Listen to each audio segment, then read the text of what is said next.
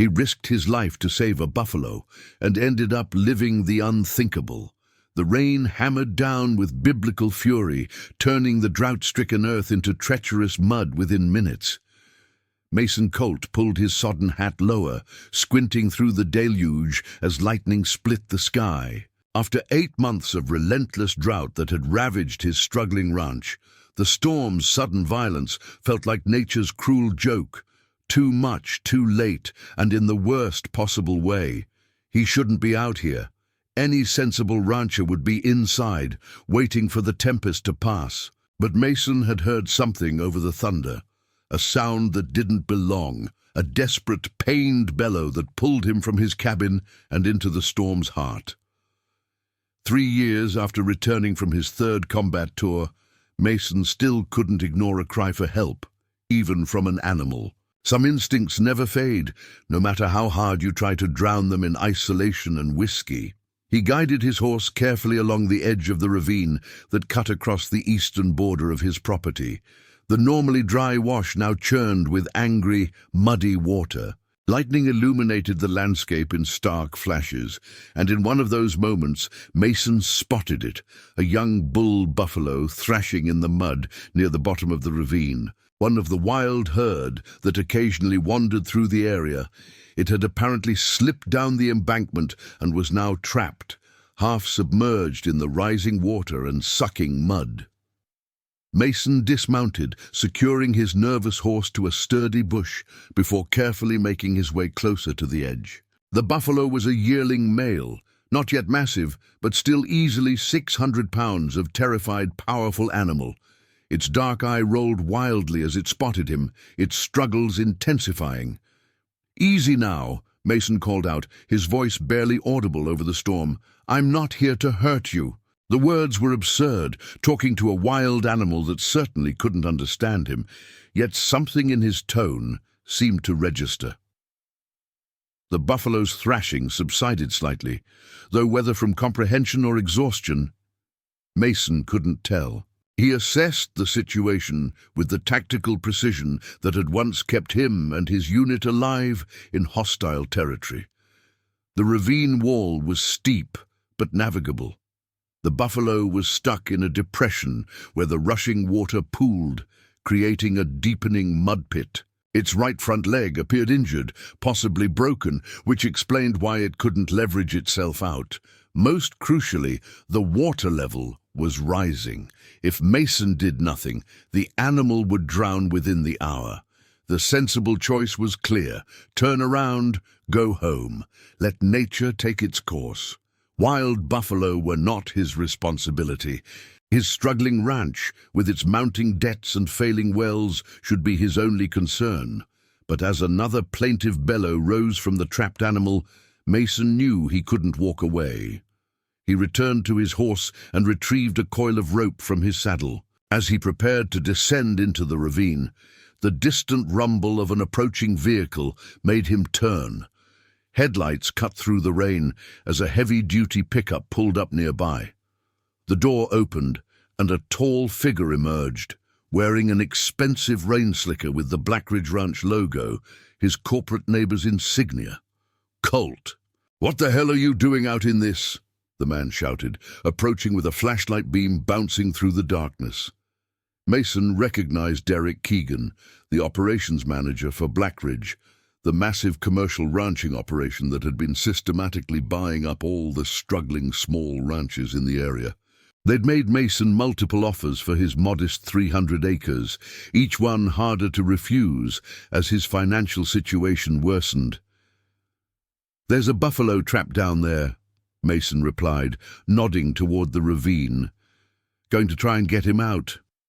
Keegan's flashlight beam found the struggling animal. "Jesus, Colt, leave it. That's a wild animal, not one of your cattle. That ravine's dangerous even in dry weather. With this rain, it's suicide." "Can't just let it drown," Mason said simply. Keegan grabbed his arm as he prepared to descend. "Listen to me.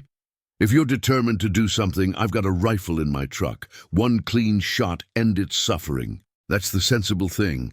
Mason shook off the man's grip, a familiar coldness settling in his chest, the same detachment that had allowed him to function in combat. "Not asking for your help, Keegan."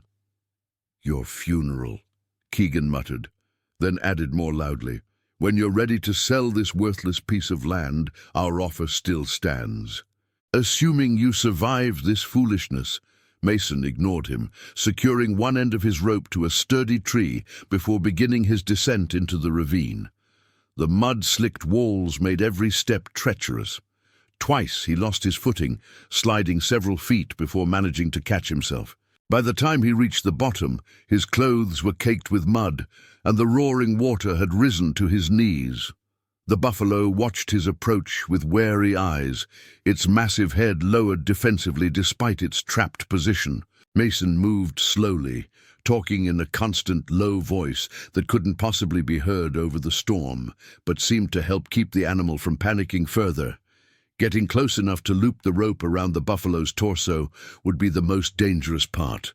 One thrash of that massive head could break bones or worse. Mason had seen what an adult buffalo could do to an armored vehicle. A human body would stand no chance. The water was rising faster now, already reaching the buffalo's shoulders as it struggled to keep its head above the surface. Time was running out. Mason waded closer, rope ready.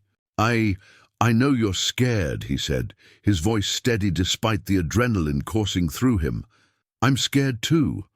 But we're getting out of here together." Whether it was his tone, the animal's exhaustion, or some inexplicable understanding between two living beings in peril, the buffalo grew still as Mason approached. With careful movements, he managed to work the rope around the animal's body, creating a harness that would distribute the pulling force without causing further injury.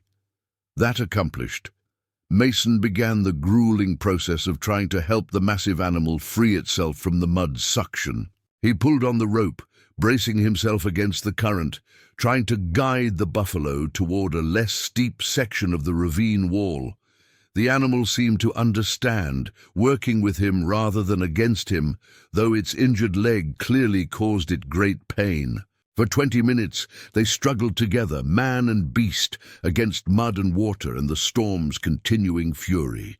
Mason's muscles screamed in protest, old combat injuries flaring with white-hot intensity. Several times, he nearly lost his footing in the rising current, which would have meant certain death, either by drowning or being crushed by the very animal he was trying to save. Just as Mason's strength was failing, the buffalo found solid footing and lunged forward with surprising power. The sudden movement yanked Mason off his feet, dragging him through the water.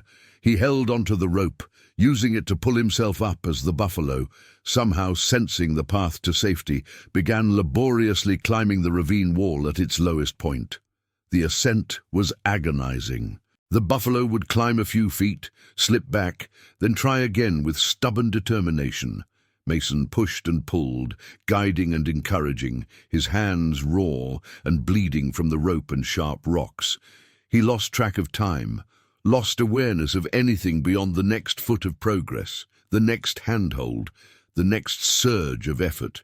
When they finally reached the top, Mason collapsed onto solid ground, chest heaving, limbs trembling with exhaustion.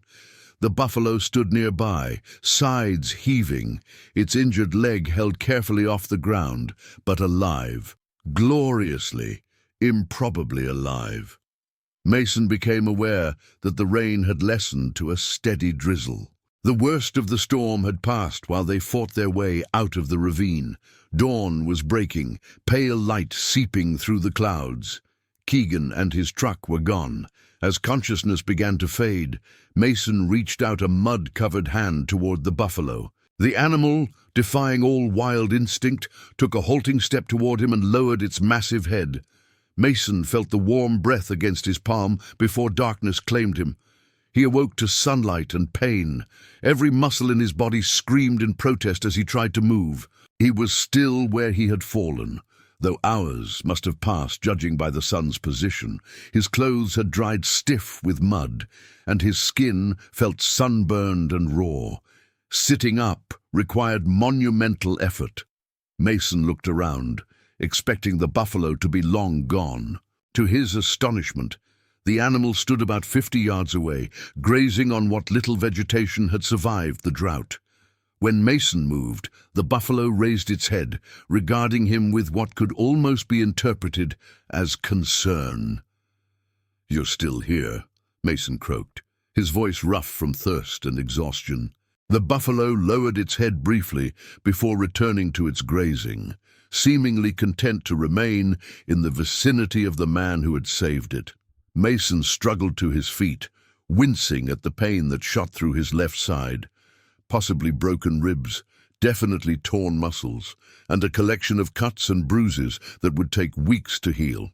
His horse had freed itself and returned to the stable. Small mercies.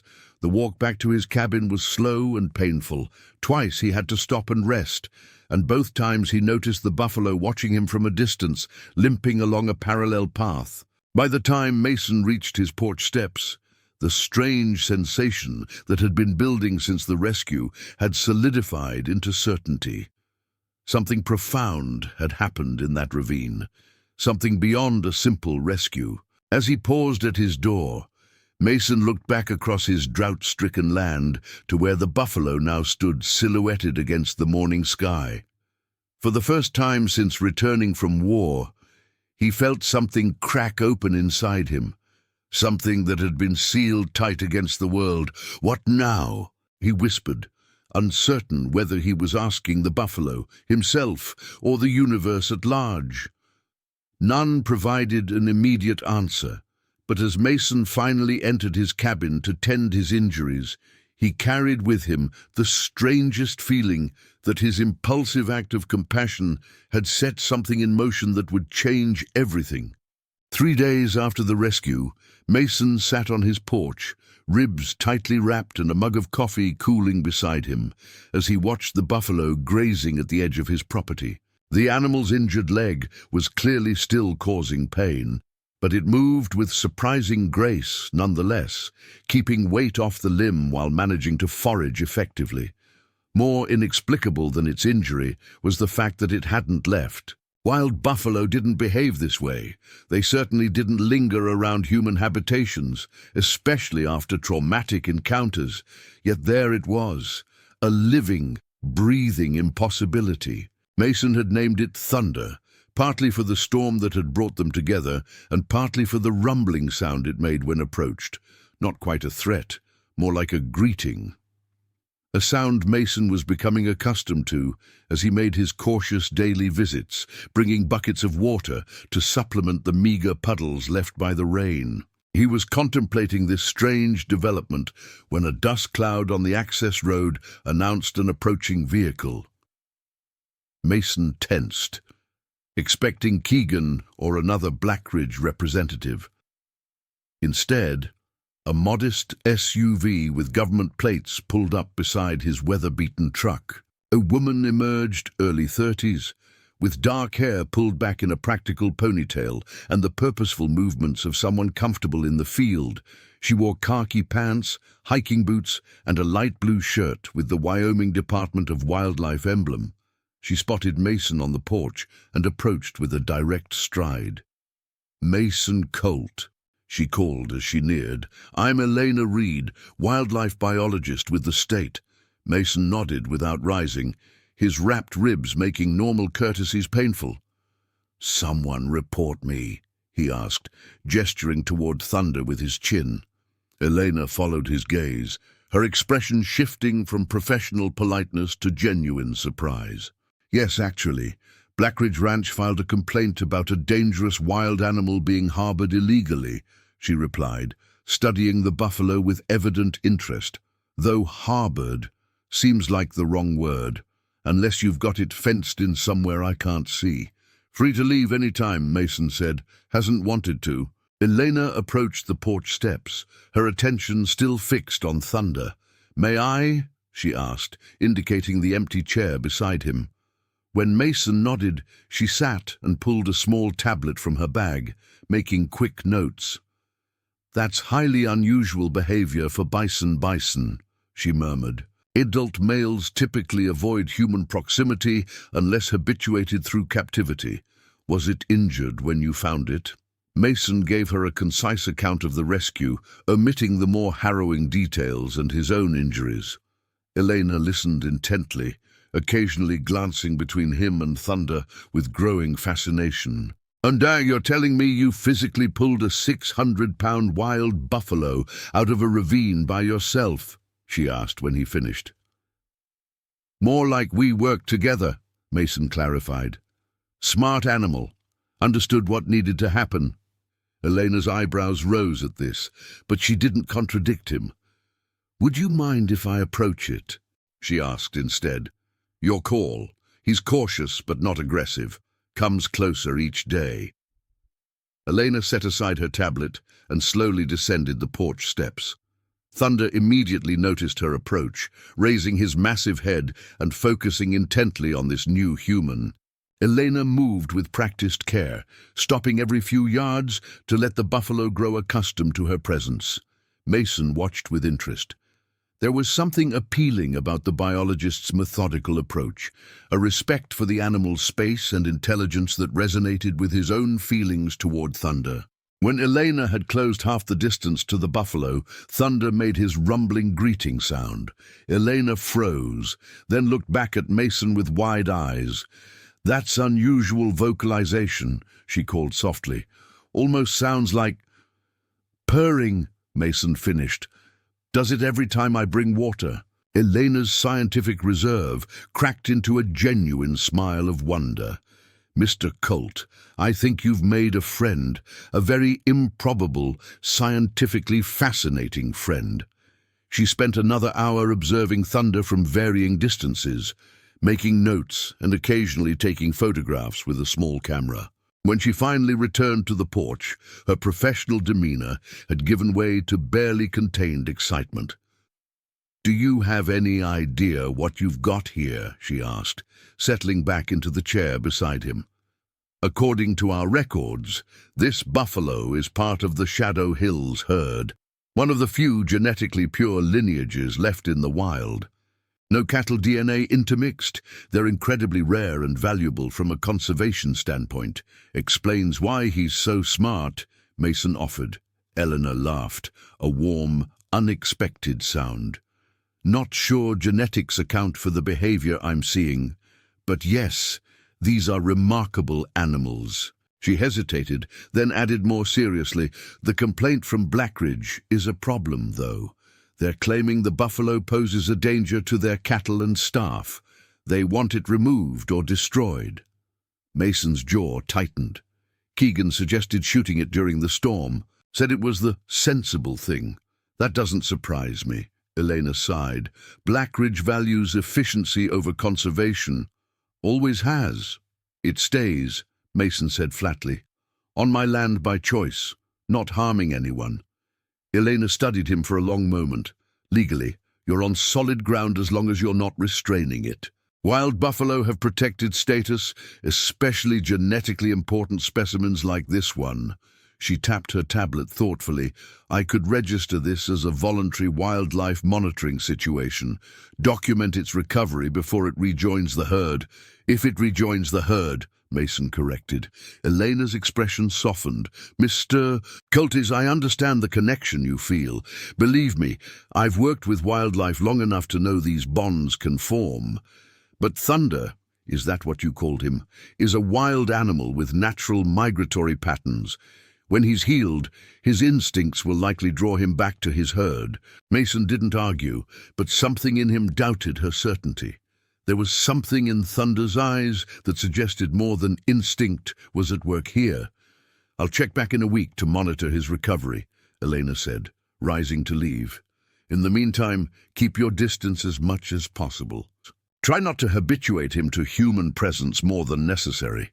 Mason nodded, though they both knew he had no intention of following that particular advice. As Elena drove away, Thunder approached closer to the house than he had dared before, regarding Mason with that uncanny intelligence that defied scientific explanation. Mason found himself talking to the buffalo as he might to an old friend.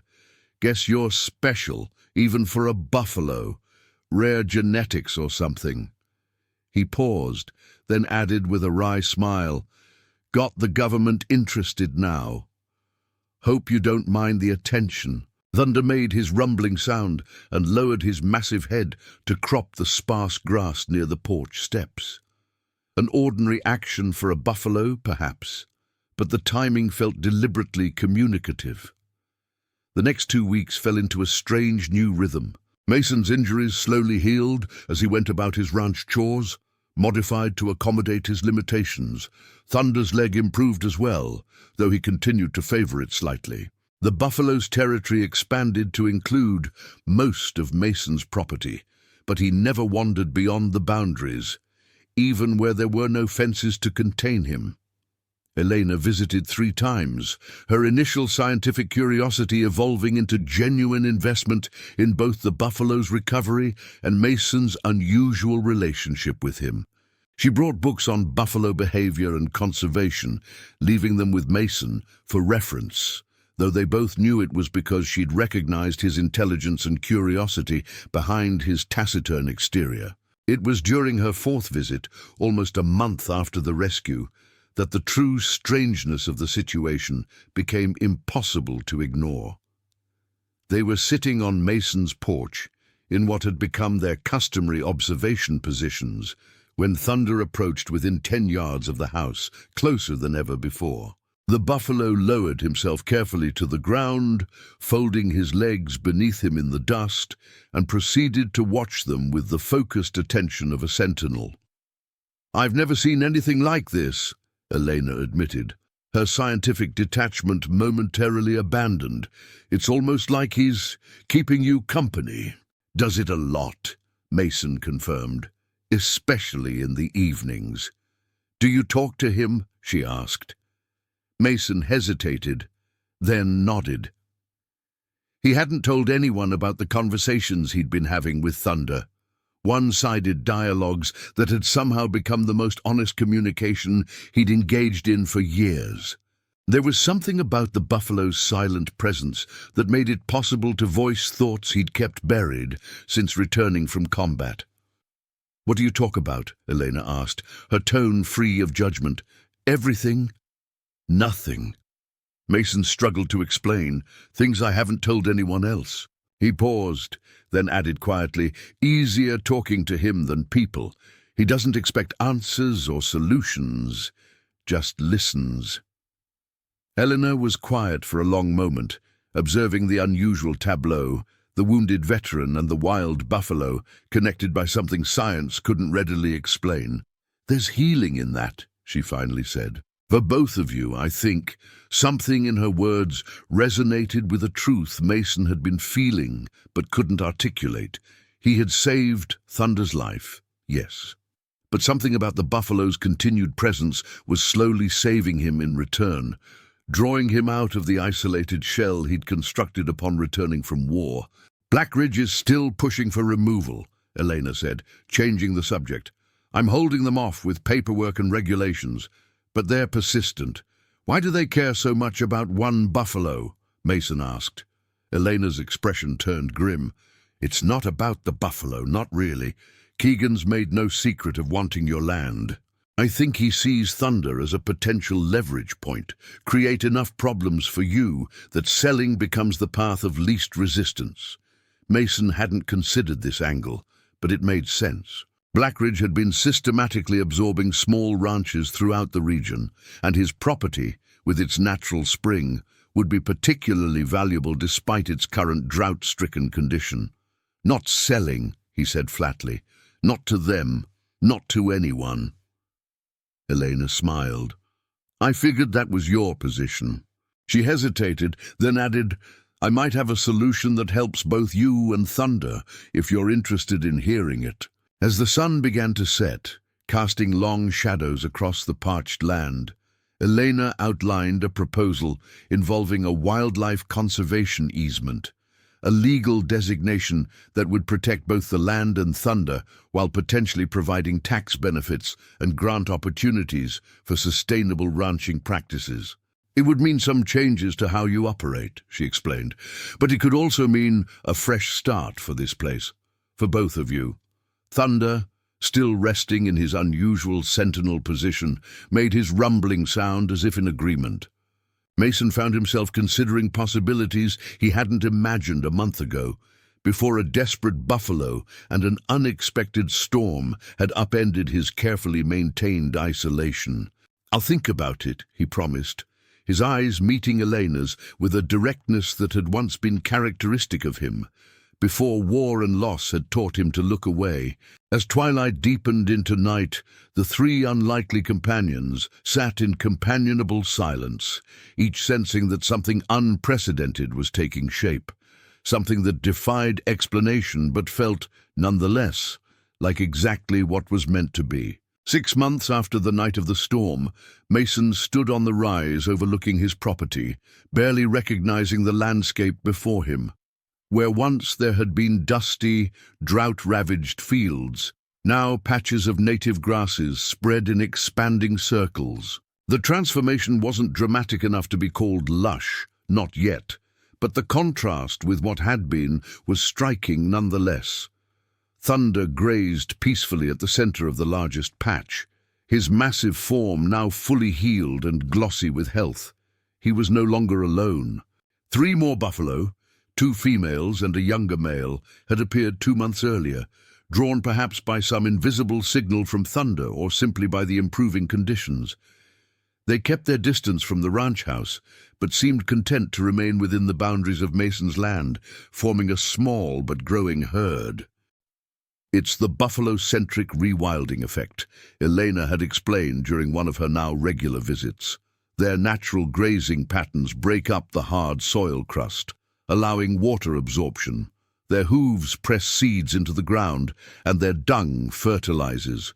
It's essentially how the Great Plains formed in the first place. Millions of buffalo engineering, the perfect grassland ecosystem through their natural behaviors. But Mason suspected there was more to it than scientific explanation. There was something deliberate in Thunder's movements, a purpose in the way he had concentrated his grazing in specific areas, working outward in an expanding spiral from the spot where they had first encountered each other. Elena's truck appeared on the access road, dust trailing behind it like a banner. Mason felt the now familiar lift in his spirits at her arrival. Over the months, her professional interest had evolved into something more personal. Their conversations had expanded beyond buffalo behavior and conservation strategies to include their backgrounds, dreams, and the quiet revelations that build connection between two people who find themselves unexpectedly aligned. She parked beside his truck and joined him on the rise, her smile wide as she surveyed the transformation before them. "The satellite images don't do it justice," she said by way of greeting. "You have to see it from the ground to really appreciate what's happening here."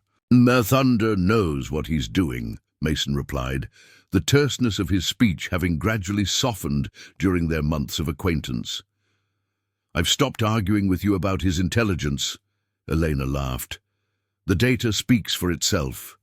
The data she referred to was the comprehensive documentation they had been gathering, soil samples showing increased nutrient content, vegetation surveys recording the return of native species, wildlife counts noting the gradual reappearance of birds and small mammals that had abandoned the area during the drought. What had begun as Elena's informal monitoring of an injured buffalo had evolved into an official research project with university backing. Mason's ranch was now designated as a pilot site for buffalo-led ecosystem restoration, complete with the conservation easement she had proposed. "The university team will be here tomorrow to install the rest of the monitoring equipment," Elena reminded him, consulting her ever-present tablet, "and the film crew from National Geographic the day after. Are you sure you're ready for all this attention?" Mason nodded. 6 months ago, the thought of strangers on his land would have been intolerable. Now he recognized it as a necessary part of the larger purpose that had found him. "Ready enough," he said. "Worth it if it helps other places do the same." Eleanor's expression softened as she studied him. Sometimes I can hardly believe how much has changed since that first day I drove up here, expecting to find a cranky rancher illegally keeping a wild animal." Mason smiled slightly. "You weren't entirely wrong. I was pretty cranky." Their shared laughter was interrupted by the distant sound of vehicles, multiple engines, heavy and purposeful. They turned to see a convoy of 3 Blackridge Ranch trucks approaching from the county road, moving fast enough to throw rooster tails of dust behind them. "What now?" Elena muttered, her expression hardening. They made their way down from the rise as the trucks pulled up near the ranch house.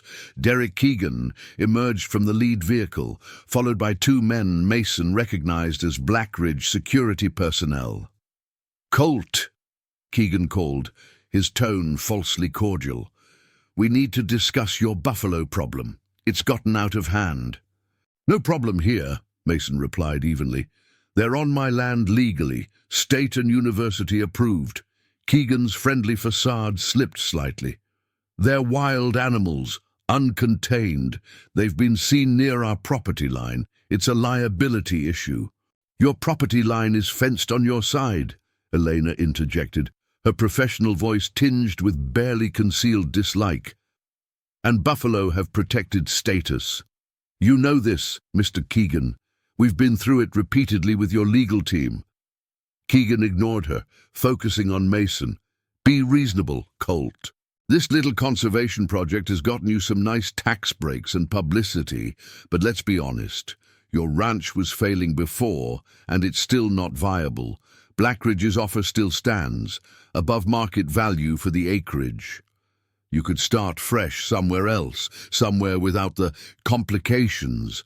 The old Mason might have bristled at the condescension, might have let anger push him into confrontation, but something had shifted inside him, a quieting of the reactionary defensiveness that had driven him since returning from war. "Not interested," he said simply. Keegan's expression hardened. "Then you should know we're installing additional security measures along the entire shared boundary. Any buffalo that steps one hoof onto Blackridge land will be considered a threat to our livestock and dealt with accordingly." "That would be illegal," Elena stated flatly, "and I'd personally ensure prosecution to the fullest extent of the law." Keegan finally acknowledged her presence with a dismissive glance. "Accidents happen, Ms. Reed, especially with dangerous wild animals.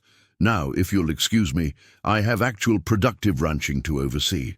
As the Blackridge convoy departed, Mason and Elena exchanged concerned looks. "He's getting desperate," Elena observed. "The publicity around your project is making Blackridge look bad in comparison. Corporate ranching versus sustainable restoration. It's not the image they want while they're trying to expand." "He threatened the buffalo," Mason said, a cold focus entering his voice that Elena recognized from his rare mentions of his military service. "Not directly enough for legal action," she sighed. "But yes, the implication was clear. We should talk to Sheriff Dawson, document the encounter at minimum." Mason nodded, but his attention had shifted. Thunder had appeared at the edge of the rise, watching the departing Blackridge trucks with unusual intensity. As if sensing Mason's gaze, the buffalo turned to look at him, and in that moment, something passed between man and animal that transcended normal understanding. The next 3 weeks brought a flurry of activity to the previously isolated ranch. University researchers set up monitoring stations throughout the property. The National Geographic team spent 4 days filming both the ecological transformation and the unusual relationship between Mason and Thunder. Local media picked up the story, and a feature in the regional newspaper led to unexpected community interest. Through it all, Mason maintained his quiet centeredness, participating as needed, but finding balance in the dawn and dusk hours he spent with Thunder, moments of wordless communion that continued to heal something fundamental in his war-wounded spirit. It was during one such evening, as Mason sat on the rise, watching the buffalo graze in the golden light of sunset, that Elena joined him with news. "You're not going to believe this," she said, settling beside him on the grass. "3 more small ranchers in the area have approached the university about implementing similar restoration projects on their land. They're calling it the Thunder Protocol." Mason raised an eyebrow, and Elena laughed. "I might have mentioned your name for him in my preliminary research papers. It stuck." She sobered slightly. "The bigger news is that Blackridge has withdrawn their security threats and issued a public statement about coexisting with wildlife conservation efforts. Their investors apparently weren't thrilled with the potential PR disaster of appearing anti-environment." "Good," Mason said simply. "There's more," Elena continued, a hint of excitement coloring her professional tone. "The university is proposing an expanded project, connecting restored parcels to create wildlife corridors. They want your ranch to be the anchor point, the hub from which everything else extends. There would be additional funding, resources." She trailed off as Mason's attention shifted to something in the distance. Following his gaze, she gasped softly. At the far edge of the property, silhouetted against the sunset, stood at least a dozen buffalo, newcomers, joining the small herd that had already made the ranch their home. "They're coming back," Mason said, his voice thick with emotion he no longer felt compelled to hide. "The land is healing, and they know it." Elena reached for his hand, a gesture that had become natural between them in recent weeks. "You know what the elders from the Northern Cheyenne said when they visited last week?" she asked softly. "That buffalo are the embodiment of sacrifice and restoration, that they give themselves to heal the land and the people." They weren't speaking metaphorically, Mason. They believed it literally. Mason watched as Thunder separated from the grazing herd and began walking purposefully toward them, his massive form backlit by the setting sun. "Neither am I," he replied. When Thunder reached them, he did something he had never done before, despite all the months of growing trust. He lowered himself to the ground directly beside Mason, close enough that the man could feel the heat radiating from the buffalo's massive body, the rhythm of his breathing. Elena remained perfectly still, witnessing something she knew transcended scientific explanation, something sacred in its simplicity. "When I pulled him from that ravine," Mason said quietly, "I thought I was saving his life. I never imagined he was actually saving mine." Thunder made his familiar rumbling sound, and Mason rested his hand lightly on the buffalo's broad shoulder. The gesture completed a circle that had begun on a stormy night months earlier, a connection between man and animal that had somehow expanded to include the land, the returning wildlife, the surrounding community, and the woman who had helped make it all possible. As darkness settled over the ranch, Mason gazed out at what had once been barren, drought-stricken fields, now showing the first tentative signs of renewal. The transformation of the land mirrored his own interior landscape, areas once parched by trauma now nurturing new growth, new possibility. He had risked his life to save a buffalo and ended up living the truly unthinkable, finding purpose after loss, connection after isolation, and a future where once there had seemed only the relentless cycle of enduring each day. The improbable friendship with Thunder had expanded to encompass something larger than himself, larger even than the growing herd that now called his land home. It was, Mason reflected as stars appeared above them, exactly what healing was supposed to feel like. Not a return to what had been before, but a growth into something new, something stronger at the broken places. "Thank you," he whispered to Thunder, to Elena, to the night itself. The buffalo rumbled in response, a sound that carried across the darkening land like a promise of renewal, of possibility, of the unthinkable made real through the simple, profound acts of rescue and reciprocity.